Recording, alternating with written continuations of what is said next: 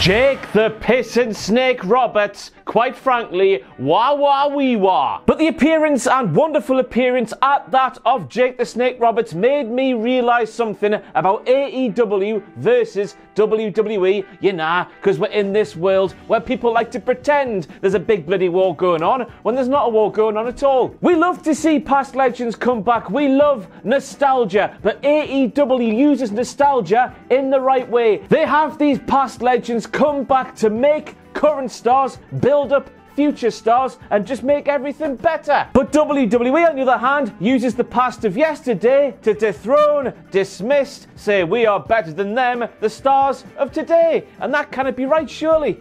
Jake the Snake, though. Woohoo!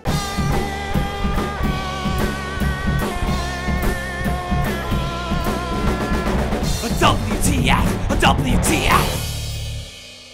Cultaholic signs everywhere in Denver, Colorado. A massive thank you goes out to Jonathan, Benjamin E. Newman and son, Rick Gonzalez and Erica Walton for spreading the good name of Cultaholic throughout the AEW family. That's what they're calling it now, isn't it? And apologies to those who clearly made their signs before we released our new look. You did well anyway. Next time you go to a show, do what they did. Now I'm going to take issue with 3 signs I saw last night which said MJF loves feet, MJF sucks toes, and MJF likes feet. You kink-shaming bastards, you. If MJF wants to suck Cody Rhodes' really sweaty socks and his really sweaty toes, let him do what he wants. But people, MJF having a foot fetish is clearly the tip of the iceberg, as that tweet from last night clearly demonstrates. Obviously, I'm kidding.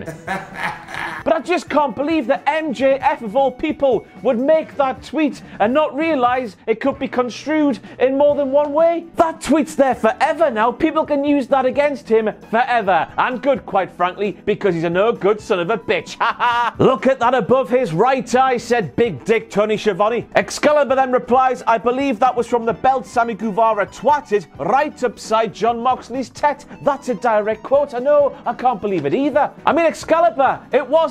Go back and watch that main event from last Saturday's AEW Revolution pay-per-view and watch the moment where Jericho sends Moxley into the ring post and John Moxley turns into Nigel McGuinness in his pomp. Nutting that bloody post harder than we all nutted when he won the bloody match, and we nutted really hard, didn't we, everybody? Anyway, that blow to the head from the ring post turned John Moxley into a sugar babe because it gave him a hole in the head. That's a Sugar Babe song, and the blood was instant. Go back and watch it, Excalibur, for God's sake. No nostalgia? AEW loves nostalgia just as much as everybody else, son. I'm a condescending bastard, I know. Look at all of the old lads they use on every single one of their shows. Look at the use of Jim Ross and Tony Schiavone on commentary. Tony deserves to be there. Jim, quite frankly, does not. They're familiar voices, aren't they? So lapsed wrestling fans will hear these two voices and go, oh, I heard those two lads doing that thing they're doing there 20 years ago. And then we look at the use of Bash at the Beach and other concepts from years gone by. And as I said before at the start of the video, AEW knows how to use nostalgia correctly, so it benefits their product, whereas WWE don't. Wars that don't exist. And now a message to the people who are chanting Fozzy sucks at Chris Jericho when the former Le Champion said he would take a leave of absence for 60 days from AEW if John Moxley walked away from that main event on his own accord, on his 2 feet and all that malarkey. Fozzy have like 34-ish shows booked from April the 16th, which is a long way from right here today, all the way through until the start of November. Unless, of course, they're doing shows which aren't on their official website, which I had a look at this morning, which is a WTF moment in its own right, because who looks at the Fozzy website, am I right? But still, the reason Jericho's going for 60 days, it might not be Fozzy. Jim Ross in getting name wrong. Shocker.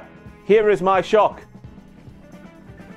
Here's what he said to Big Dick Tony Schiavone. Tony, Jack is a dangerous man. Jake Hager is a dangerous man. And of course, immediately everybody listening got flashbacks to Revolution when Jim Ross said about Jake Jack Swagger, Hager. I called him Swagger. Shame on me, but he has a lot of that. Not saving it, Jim. You're not saving it, man. So it turns out that Colt Cabana really likes Christopher Daniels' arse. So much so, he just had to give it a feel live on Dynamite. Dynamite. Dynamite. And then during one of the commercial breaks, which of course you get to see and hear if you watch on Fight TV. If you don't watch it on Fight TV and you can, you're a bit of a numpty. But Jim Ross told us that David Arquette, of all people, did the airbrushing ting on that jacket Colt Cabana is wearing. And Jim Ross might have been taking the piss, but I couldn't tell. He might have been being super serial. I mean, if he was being serious, go on the David Arquette. Quite frankly, there's naught he can't do, is there? And there I was thinking David Arquette peaked in life when he made that police bike fly up a professional wrestling ramp and then down, and they made it fly up again through a cage door over the top ropes and landed gnarlily in the middle of the ring. So Leva Bates hits Big Swole right in the face with a book when the referee's back is turned. She then does a backstabber. She's got the advantage in the match. Surely she's going to do more wrestling moves to prove she has got the advantage in this professional wrestling match. You would think that, wouldn't you? But instead,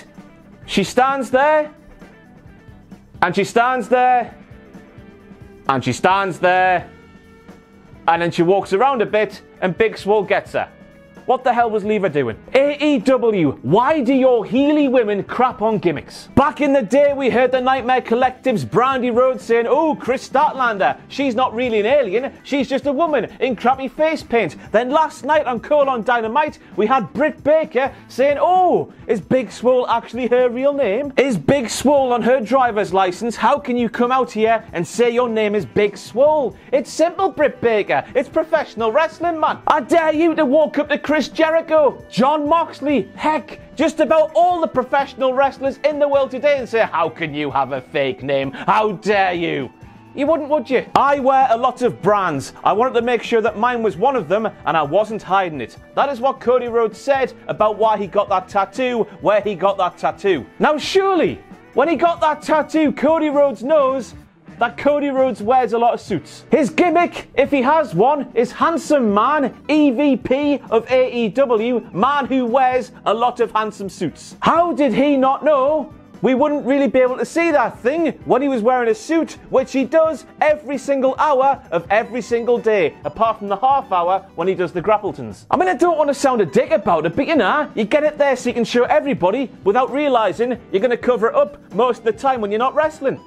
You might as well have got it there. I tell you what now, if you're watching AEW Dynamite this week on TNT, for once, you were more lucky than us who watch it on Fight TV. Because if you were watching on Fight TV, that Cody Rhodes promo that took place in the ring would have been completely lost on you. You see, because during a commercial break, he was stood there having a great old time. That defeat to MJF at Revolution hadn't bothered him one bit. He was giving shout-outs to the cameramen at ringside, the doctor at ringside. He was even joking about his dad and leaf blowers or something. He was having all the fun. And then we came back on air, and he was very somber.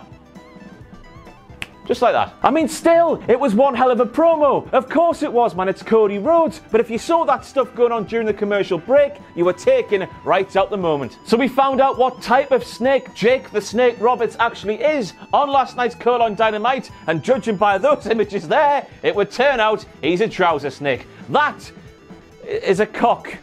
2 cocks. Lots of cocks. That shirt. That's it.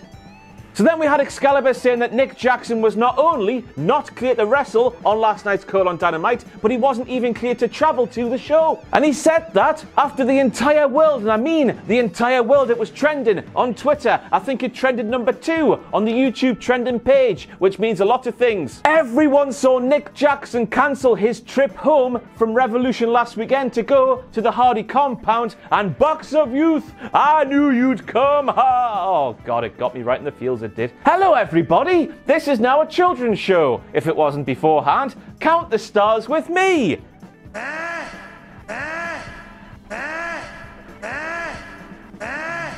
Oh geez, no don't they? He still knows where his bread was buttered. 5-star wrestling, the best professional wrestling in the world ever. MJF is a wank pheasant. That is right. I've got no idea if that person holding that sign knows who I am and who you are, but it's right. He is a wank pheasant, not a sexual wank pheasant, because that sexual means it's good rather than bad. And speaking about that wank pheasant, he then said this shirt is obnoxious, it's regrettable, and quite frankly, it's very distracting. Kind of like a neck tattoo, and my goodness, I thought MJF was a heel. He's telling the truth. I agree with him. He's speaking that truth to Cody Rhodes. Sort your neck out, man. do what you want, it's your neck. Well, cheers fans in Denver for letting your world champion Jon Moxley know that 3 burly wrestlers had just sat down before he came out for his entrance. Jon walked down a lot of stairs and not one of you cared to tell him that 3 burly wrestlers in wrestling masks in AEW jackets were sat there waiting to attack him. Denver, you turned heel on Jon Moxley, so how dare you? And then we had Jim Ross saying things along the lines of anyone who associates them with Moxley is going to be on the Inner Circle's hit list. Something like that. And we all know that Jericho's got a thing about lists, he says. How dare you, Jim? How reductionist of you. Is that the right word to use? I don't know. I didn't even go to school. We all know there's a massive difference between a basic bitch list of Jericho and the lexicon of Le Champion. There's a massive difference. How dare you? And we end with the WTF moment that was the lack of an appearance from Lance Archer, who AEW themselves promoted to be there on last night's Colt on Dynamite on last week's show. They did a WWE. They promoted a thing and then didn't deliver the thing they promoted. Less of that now. Less of that, you bastards. We'll let you off once, but if you do it about 4 or 5 times every single week like they do, well, I'll do now and watch it every week. See you next time.